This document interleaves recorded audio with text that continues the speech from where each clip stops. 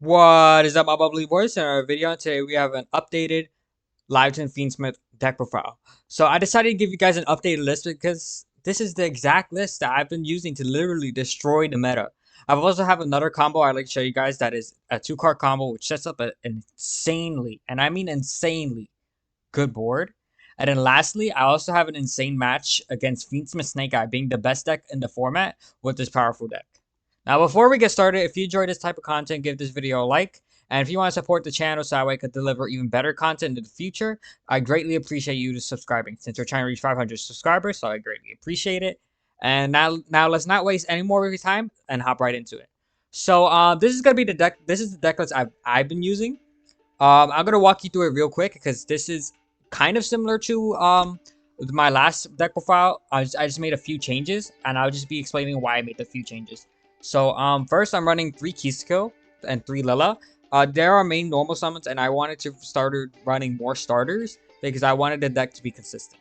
So I feel like 12 starters is enough for me, in my personal opinion.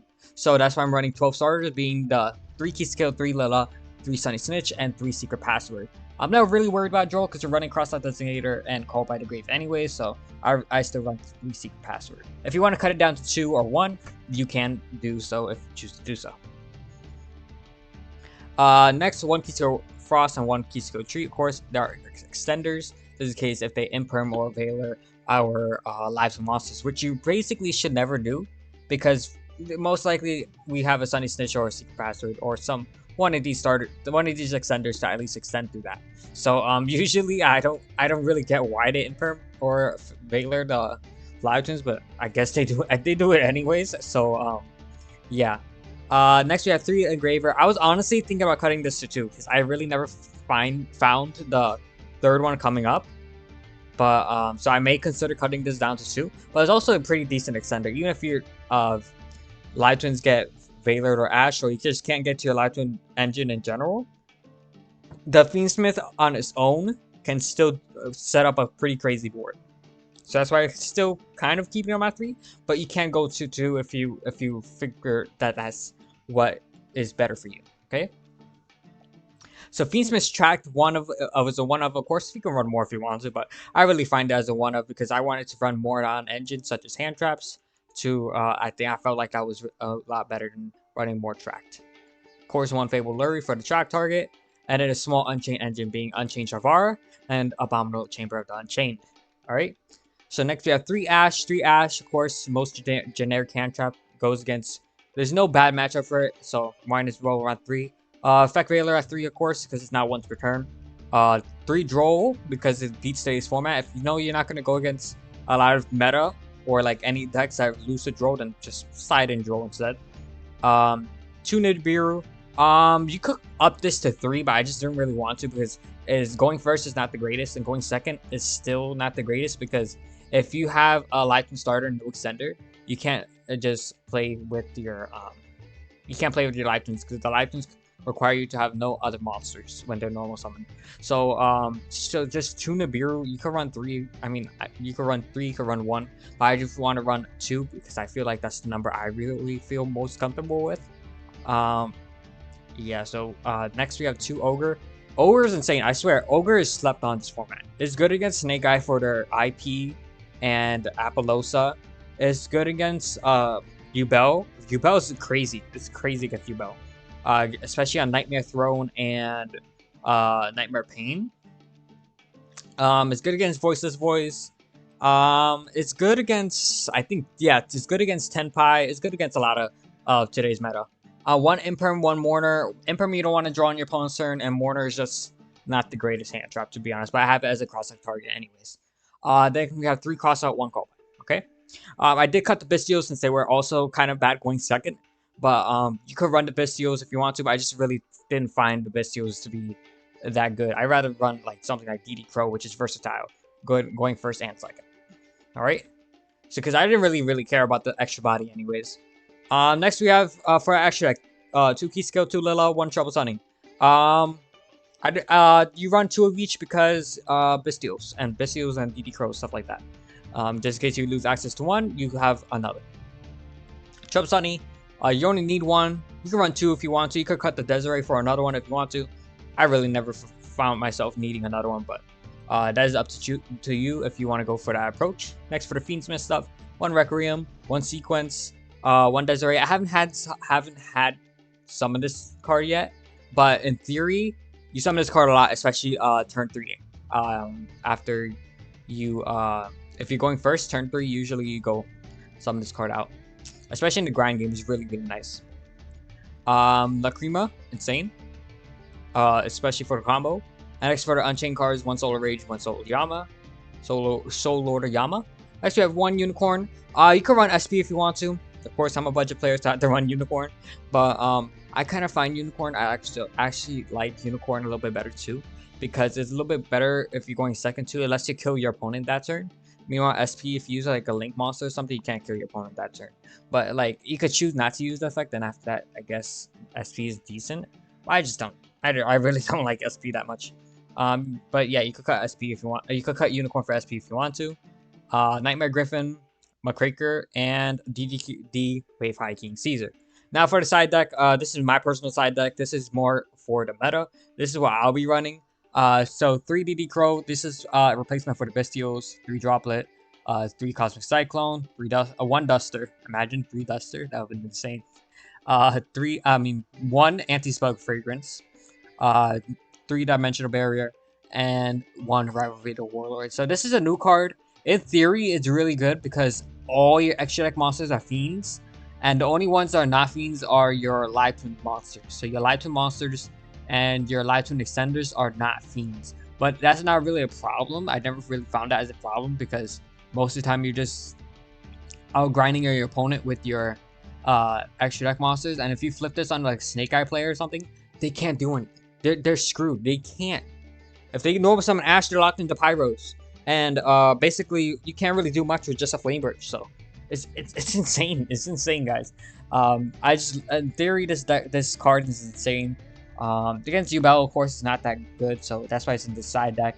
Especially going second is not good either. You don't want to open this going second because it's not really going to do anything. So yeah, that's why it's in the side deck. So another card you could consider putting in is Necroquip Princess. Just in case, like if you get your key skill negated, you could still go like into Requiem summon that Fiendsmith, equip the Requiem, then tribute the Fiendsmith for Necroquip Princess. And then summon it back to Fiendsmith, and then go into DDD, Caesar. The only problem is I find it too situational. I didn't really need it, and I didn't really miss it either. It was like only basically one time I kind of missed it, but at the same time I just really didn't think it was worth cutting something like a Desiree or just any of these extra deck cards for it. So that's just something that you could do. It's personal preference, really. And yeah, so that's it for the deck profile. Let's go on to the combo portion of today's video. Alright, welcome to the combo portion of today's video. This is a 2-card combo, one Live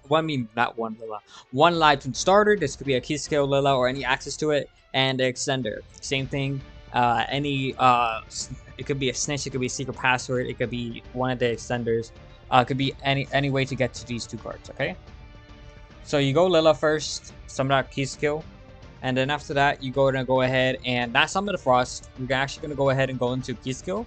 We're not going to use Frost until later on. So let's just go to our regular 1-card Fiendsmith combo. So we're going to go Fiendsmith Requiem, sub back to Fiendsmith. Next, we're going to go into Lilla. And then Lilla's going to summon back key skill. We're going to draw a card. And of course, the system hates us. So of course, we have to draw into the tract. So yeah, now we're going to go Trouble Sunny. Trouble Sunny's effect is going to summon back the 2 Live Twins, Evil Twins. And then now this is where we summon out Frost, because we need a Frost to use as a body for the Unchained engine. So we go Yama here, Sharvara, okay? So we want to go into a Rage here, but normally if we didn't have the extender, we would have to use Engraver's effect. So since we have the extender now, we can use this body for the Fiendsmith, the Unchained Soul of Rage. So we can actually save the Fiendsmith for later on. So now we go ahead and link these 2. Not going to use the effect of Yama. That was a misclick. And then after that, we're going to go into Rage. Sharvara popped the Rage. Not send it to grave, put it into the field. And then Rage effect targeting the Engraver, and then Yama banishing some trouble stunning. Usually I would do this in the opposite order. I would do Yama first and then Rage, so that way they can't Bell or something the Yama. Next we're gonna go Engraver. Normally this will add a what's it called? This will add a track. So if you didn't draw into track, you could add the track. But if you drew into the track, usually like if you want to add any fiend, like you could add back I really don't know what you would add back, but I just guess don't trigger Rage effect. Next we can add Lurie and then discard a Lurie. Alright, so then Lurie's effect, summon itself. Then link the link the Sharvar and the Lurie into a Sequentia. And then after that, we're gonna go ahead and use the Sharvar to set the Abominable Chamber. So next we're gonna use the Sequence, shuffle back the Lurie and the Requiem to summon out Lacrima. Next, Lacrima is gonna summon back the Kisco since it is indeed a light fiend. Next you can link these two for Griffin. Now, if you did open something like a Imperm, for example, if you did draw into something or any normal spell or trap, you could go ahead and use Griffin's effect. So let's say if we drew this off of Kisco, right? You can use Griffin's effect to discard the Imperm, set the Imperm back, and then draw additional cards. So that's crazy advantage there. So it's basically a free draw. And next after that, we're going to use Fiendsmith Engraver's effect to summon itself back since we did not use it already. And next we're going to overlay for a DDD Wave Hacking Caesar. So this is an insane board. So remember, this was a 2-card combo. So of course we have 3 other cards in hand, counting the draw off of our key skill and the Griffin, of course. So we have 4 cards in hand, whatever non-engine we have, which is 3 right now, the Infinite Impermanence, the Nibiru the Primal Being, and Ghost Mortar and Moonlit Chill. So yeah, so we have 3 interruptions just from a non-engine alone. We have this, like, let's say if these weren't here, okay? Let's say if these weren't here, we would still have the Abominable Chamber to Unchain. We would have the Griffin lock, so they can't activate the effect special monsters unless they're linked. But most of the time, they're not gonna be able to link them. We have a Caesar, 2 Caesar negates. We have a draw off of Kisco Frost, and then we have Troubles on the effect pop and draw. And then again, we also have the Abominable Chamber to go into Rage, and the Rage could go ahead and link something they control, summon out a Unicorn or something like that. Alright, so we're gonna go ahead and banish the Frost, draw a card, use the Kisco and Lila from the Trouble Sunny. So again, we get a Veiler, so that's another interruption.